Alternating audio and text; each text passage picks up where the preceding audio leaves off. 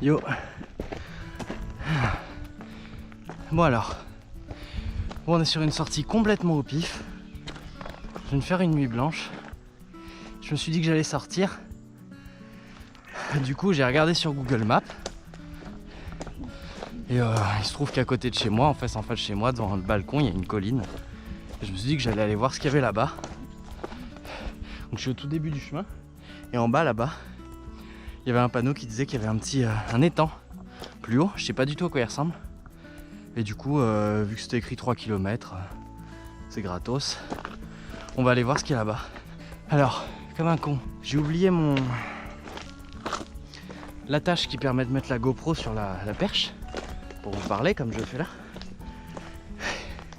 Mais du coup, comme j'avais bricolé une attache pour mettre sur l'objectif, ben au final là, ma perche, c'est mon appareil photo avec l'objectif que je vais tester aujourd'hui, parce que si je suis sorti, c'est pour tester mon nouvel objectif. Sur les 2 dernières vidéos, je testais le 70-200 f4L, donc série L de chez Canon. Ouais, étang de Haute-Jarry, c'est par là, 2,45. Et en fait j'ai changé, parce que comme je fais de l'animalier, alors oui 200 mm c'est un peu léger pour de l'animalier, mais c'est un début. Mais 70-200 c'est super polyvalent en fait. Et je me suis dit que j'avais moyen de revendre l'ancien et puis de me prendre le f2.8 à la place, qui est beaucoup plus gros, beaucoup plus lourd. Mais du coup j'ai pris le f2.8 à la place, donc c'est toujours un 70-200 série L, mais qui ouvre à 2.8, donc beaucoup plus lumineux, beaucoup plus utile dans les basses lumières, tout ça, c'est cool. Du coup on va voir ce que ça donne. J'espère qu'on va voir des animaux ici.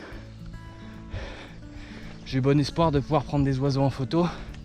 Pour le reste, ça a l'air d'être un... Vous voyez, c'est quand même un sentier assez bien fait, donc possiblement beaucoup de passages.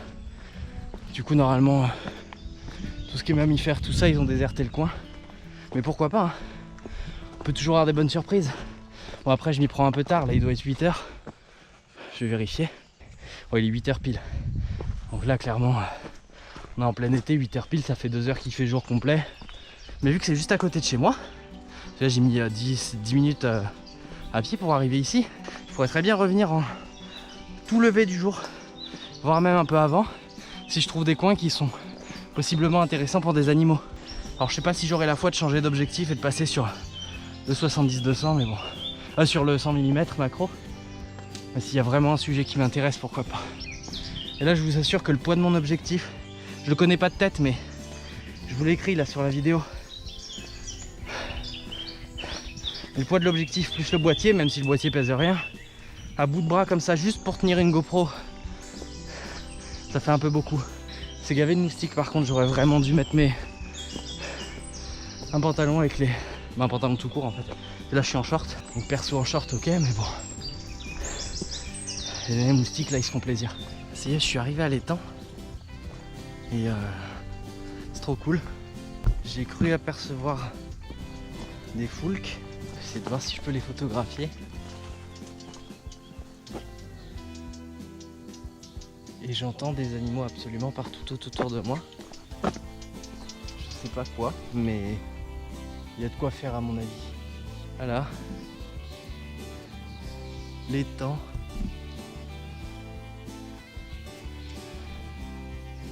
Alors il y a plein de libellules. Donc ça c'est cool. Donc je vais sortir l'objectif macro pour prendre les libellules en photo. Il y a moyen. Mais d'abord on va se focaliser sur les piafs.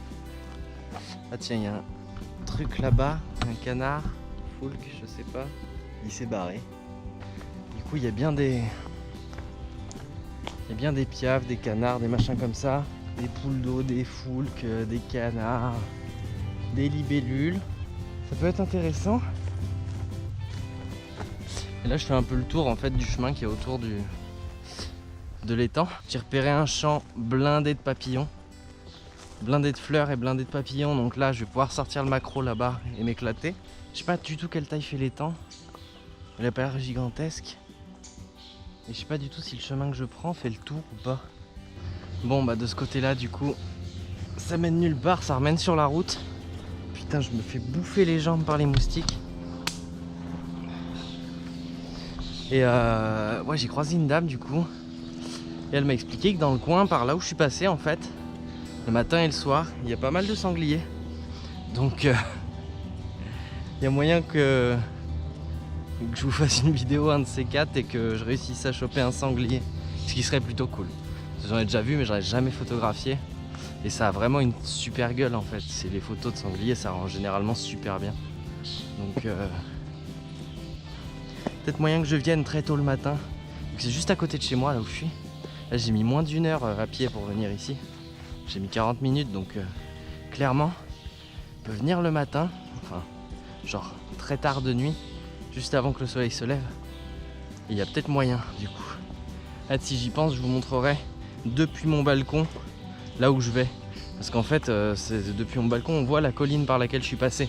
Alors, je suis derrière cette colline. Mais bon, c'est juste à côté. Regardez.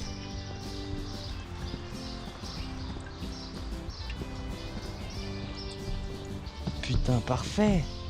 Parfait. Bon, il n'y a pas un seul piaf ni un seul canard. Mais on va attendre un peu et il y a peut-être moyen.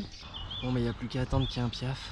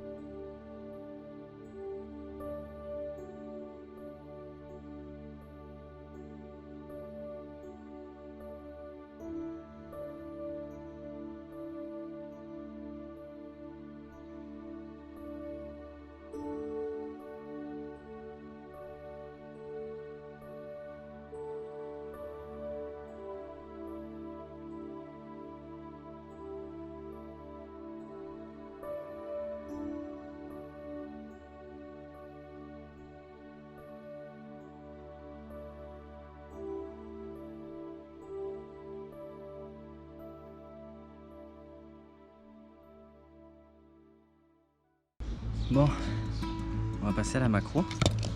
C'est gavé de libellules. J'ai sorti le 105 macro Sigma de 8. Un petit conseil pour photographier les libellules, tout con, mais bon à savoir. Vous repérez, parce que ça bouge beaucoup, vous repérez où la libellule se pose et vous fixez ce point. Vous faites votre mise au point, vous préparez, même si elle n'est plus là. Elle se repose très souvent exactement au même endroit sur la feuille, la branche ou enfin le support sur lequel elle se pose. Donc mettons que la libellule elle se pose sur cette branche là. Bon bah elle vient, elle se pose, elle se barre. Je fais la mise au point quand même si elle est plus là. Et au final je sais qu'il y a très grande chance qu'elle revienne très vite exactement au même endroit sur la même branche.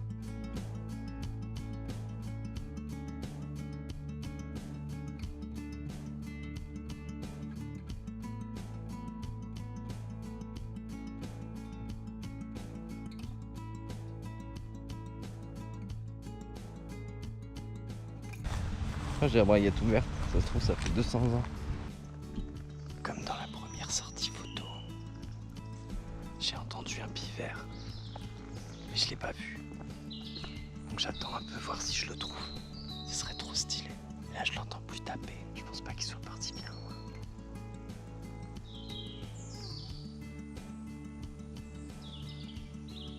Ah, il y a un papillon.